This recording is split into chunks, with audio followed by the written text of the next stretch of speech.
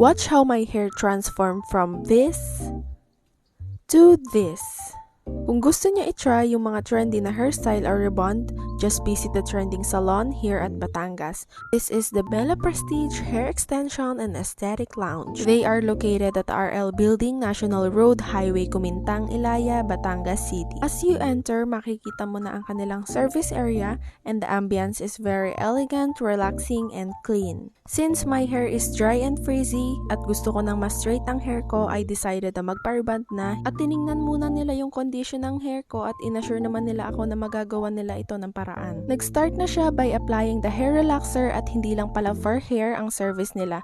They also offer service for nails and lashes and other aesthetic procedures. At sobrang babait pa ng mga staff and very professional. And look, una pa lang yan pero kita mo na ang result.